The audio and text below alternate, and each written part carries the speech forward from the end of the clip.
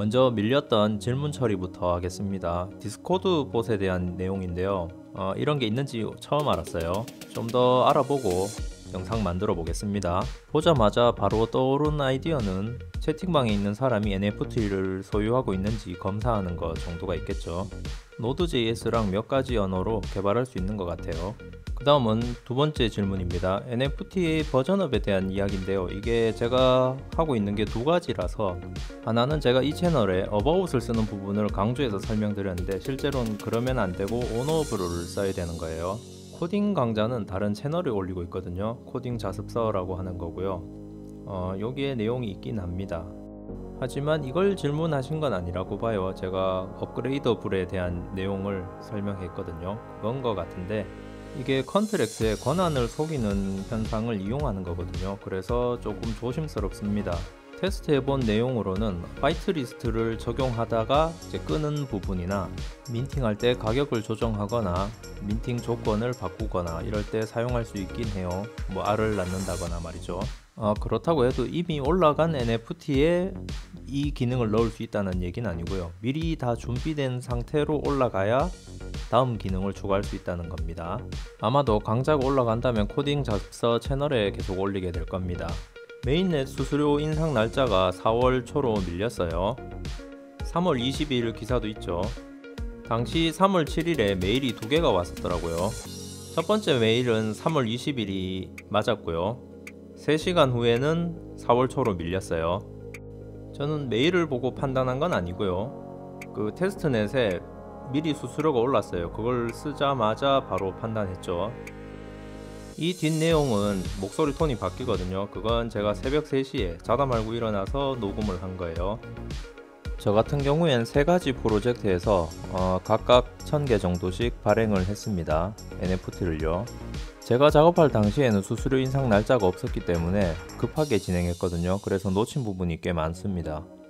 놓친 부분은 뒷부분에서 설명해 드리고요. 일단 수수료가 오르게 되면요, 현재는 1000개를 발행하는데 7클레이 정도밖에 들지 않습니다. 이게 원화로는 만원도 안 되는 거죠. 그런데 이제 오르고 나면 250클레이 정도를 생각하셔야 됩니다. 250클레이 정도면 40만원 정도입니다. 이게 쓸모는 있겠나 싶지만 민팅할 때 화면을 녹화한 거고요. 3, 4초에 한 개씩 민팅 되는 거고요. 수수료는 0.006 정도로 들고 있네요. 10배로 재생한 화면이고요. 그냥 계속 걸어놓고 저는 밥 먹고 뭐 TV 보고 이러고 있었어요. 중간 과정은 생략했고요. 제일 마지막에 1000개까지 발행하고 중단되는 화면입니다. 저기에 사용된 클레이가 한 7 정도 되는 거예요. 오르고 나면 어떤 일이 생길지 예상해 본 건데요. 제가 예상한다고 잘 맞는 경우는 없고요. 대부분 다 빗나간 게 많죠. 작년에 블리자드 주식이라든가 최근에는 시게이트 주식도 있었습니다. 이 영상은 저번 영상인데요. 여기서 시게이트 주가를 언급했거든요. 차트인데 그래픽카드나 반도체 회사보다 주가가 안정적으로 올라가요. 이건 엔비디아 차트고요. 그래픽을 생산하는 AMD나 이게 시게이트 5일치 주가고요. 저기 보시면 갑자기 꺾여서 팍 내려가죠. 12% 가량 내려갔거든요. 제가 방송 올리고 한 3일 있다가 일어난 일이에요. 이 차트는 같은 하드디스크를 만드는 웨스턴 디지털 차트입니다. 5일치고요. 여기 보시면 마이너스 8%라고 돼 있죠. 결국 시게이트만 심각하게 많이 빠진 거예요. 그래서 저 때문인가 생각해서 미안해서 한 주 샀어요. 회사의 무궁한 발전을 기원합니다. 이렇게 해서 제가 잘 못 맞춘다는 밑밥을 먼저 깔고요. 이야기를 이어나가 볼게요. 앞에서 말씀드린 것처럼 수수료가 상당히 올라가요. 그래서 장난으로 이제 민팅할 수가 없어요. 이렇게 되면 장난이나 가볍게 시작했던 창작자들은 떠날 것 같아요. 최근에 인기 있었던 조코딩님의 영상입니다. 이 영상에서는 당시에도 수수료가 저렴했던 클레이튼을 사용하지 않고요. 수수료가 아예 없는 폴리곤을 이용하게 됩니다. 이런 식으로 대안이 많다는 거예요. 두 번째 상황인데요. 일어날 것 같진 않지만 중간에 어떤 해결책이라고 해야 할 것 같아요. 폴카닷이 메인넷이고요. 쿠사마는 테스트넷이라고는 좀 애매한 위치에 있습니다. 테스트넷 치고는 코인에 가격이 있어요. 그래서 돈 주고 사는 거예요, 코인을. 원래 테스트넷은 수도꼭지라고 해서 코인을 공짜로 받는 곳이 있습니다. 제가 알고 있는 게 맞는지는 잘 모르겠지만 폴카닷이 비싸니까 쿠사마라는 게 하나 더 생긴 거예요. 그래서 쿠사마 코인을 이용해서 미리 좀 테스트를 합니다. 저렴하고 기능은 똑같으니까요. 그리고 쿠사마에서 다 테스트하고 나면 그걸 이제 폴카닷에 올리는 거예요. 그런데 어차피 동일한 시스템이고요. 쿠사마가 막 코인이 생성되고 이런 게 아니다 보니까 기능만 똑같고 동작도 똑같으니까 쿠사마에서 돌아가는 프로젝트들도 적절한 가치를 인정해 준 거예요. 이 화면 오픈시에서 테스트를 검색하면 나오는 결과들입니다. 보시면 메인넷이지만 사람들이 테스트라고 많이 올리는 거예요. 말은 메인넷이지만 사람들이 개발할 때 처음으로 메인넷에 들어갈 땐 너도 나도 다 테스트하기 마련이잖아요. 그래서 테스트가 잔뜩 있는 거죠. 그리고 실제로도 클레이튼이 빠릅니다. 속도도 빠르고 수수료가 저렴할 때 굉장히 응용할 수 있는 게 많았어요. 하지만 수수료 인상으로 그런 이점들이 좀 사라지게 되는 거예요. 어차피 같은 구조의 암호 체계를 사용하기 때문에 메인넷에 있는 지갑이 테스트넷에 있는 지갑과 동일합니다. 그래서 메인넷에 있는 NFT를 이용하고요. 테스트넷에서 여러가지 액션들을 진행하면 기능상은 동일하다는 거죠. 수수료는 수도꼭지에서 받으면 되니까 항상 무료고요. 이 채널은 제가 학습 영상 올리고 있는 코딩 자습서 채널이고요. 여기선 클레이튼으로 가위바위보 게임을 할 수 있어요. 근데 제가 심는 닭 NFT를 만들고 있잖아요. 그래서 심는 닭을 가진 사람만 가위바위보를 할 수 있게 고칠 수 있거든요. 그러면 가위바위보 자체는 테스트넷에서 진행하니까 수수료가 없고요. 결과만 받아와서 메인넷에서 이제 보상을 줄 수 있어요. 중간에 두 가지 네트워크를 서로 통신할 수 있는 서버 작업을 좀 해야 돼요. 네, 그걸 하고 나면 잡다한 일에 수수료는 줄일 수 있게 되긴 해요. 이렇게 해서 세 번째 이야기까지 진행해 버렸네요. 게임의 종류에 따라 다르겠지만 게임에선 뭔가 컨트랙트랑 통신해야 하는 일이 좀 잦아요. 그래서 잡다한 수수료가 자주 발생하거든요. 그 부분이 부담이 되면 사람들이 이용을 안 할 테니까요. 이용을 안 하면 개발이 안 되고 그러면 이제 다시 이용을 안 하고 이게 반복되면서 악순환이 발생하게 돼요. NFT나 예술품 같은 경우에는 거래가 적다고 해서 문제가 되거나 이러진 않아요. 어디까지나 게임에서 문제가 된다는 거죠. 자, 그 다음으로 오픈시에서 NFT 이름 겹치는 문제에 대한 해결기입니다. 시간이 없고 대량 민팅이 많이 요청이 들어와서 그걸 진행하느라 그래서 제가 실수로 심는 닭을 여러 개 만들어 버렸어요. 그거에 대한 이야기입니다. 적혀 있는 건 단순하거든요. 이름이 있으면 먼저 오래된 걸 고치고 새로운 걸 정상적인 이름으로 쓴다 이건데 메인넷에서 테스트할 수 있는 기회가 많지 않으니까요. 제가 실패한 걸 보시고 참고하시면 될 것 같습니다. 제가 온오브를 처음 쓸 때였나? 그래가지고 오픈시에서 이름을 고친다는 게 무슨 말인지 잘 모를 때가 있었어요. 그때 이 댓글을 써주셨는데 이걸 이제 실제로 쓰게 된 거죠. 참고로 메타우룸이 어떤 거냐면 오픈시에서 금을 팔고 있습니다. NFT로 이렇게 생겼고요.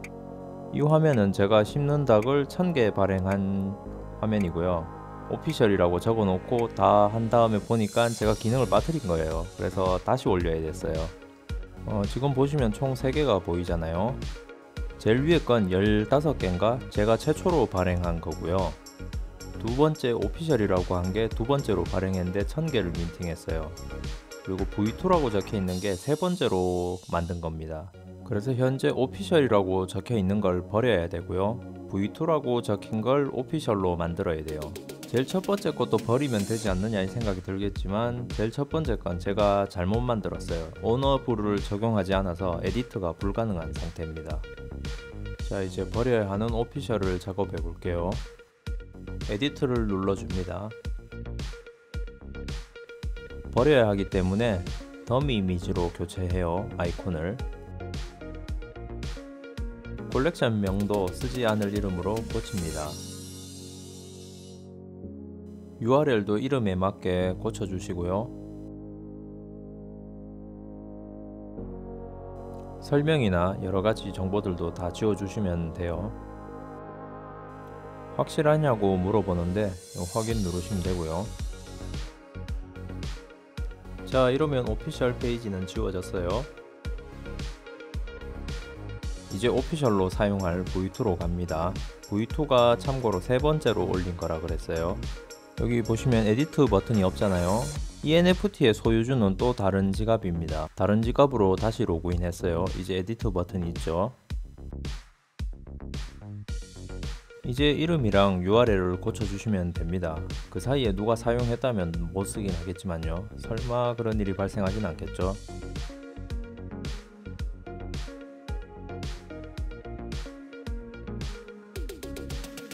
이 부분은 거래소 수수료를 지급받을 지갑 주소를 적는 란이에요. 동작하나 봐요.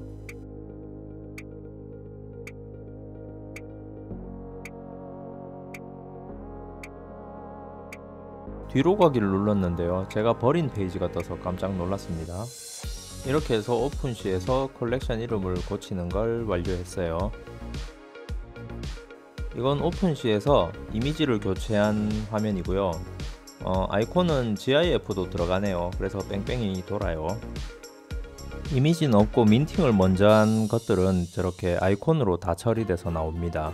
3D화는 계속 진행 중이고요. 제가 최초로 발행했던 15개는 이제 곧 나눠 드릴 거예요. 마지막으로 여러 개 올리게 된 배경에 대해서 설명해 드릴게요. 일단 알라키 기능이 제대로 동작 안 되던 걸 고쳐서 1000개를 민팅했었죠. 그게 오피셜이라고 표시됐던 그 부분이에요. 알라키 기능은 고쳤는데 예전부터 계속 질문 들어왔던 대량 민팅에 대한 기능을 제가 빼먹었더라고요. 예전부터 생각이 났던 건데 그 홈페이지에서 버튼을 누르면 하나씩 민팅해 가는 거 있잖아요. 그 기능을 만들어야 된다는 걸 까먹고 그냥 올려버린 거예요. 그래서 새로 올렸죠. 그 기능을 자판기 기능이라고 부를게요. 이 기능이 있으면 hom페이지에서 버튼을 누르면 하나씩 가져갈 수 있게 되는 거예요. 오픈시에서 판매하려면 판매 날짜에 제한이 있습니다. 그래서 그 날짜 안에 안 팔리면 꽝인 거죠. 그런데 자판기 기능을 이용하면 계속 홈페이지만 열어놓으면 언젠간 가져갈 테니까요. 이 기능 추가 때문에 한 번 더 올릴 수밖에 없었어요. 그래서 1000개 발행한 걸 버리고 다시 올리고 또 1000개를 발행한 거죠. 자판기 기능이나 여러가지 삽질했던 건 제가 코딩 자습서 채널에 올릴 거거든요. 지금 2달 정도 했던 것 같은데 클레이튼이 이렇게 안 좋아질 줄은 몰랐습니다. 클레이튼을 주로 했는데 제가 손대는 것마다 잘 안 되는 것 같아서 좀 아쉽네요. 클레이튼 강좌 마무리되면 저도 상황 봐서 솔리디티를 계속 갈지 러스트로 바꿀지 고민해 봐야겠습니다. 제가 솔리디티로 여러 가지를 해봤는데요.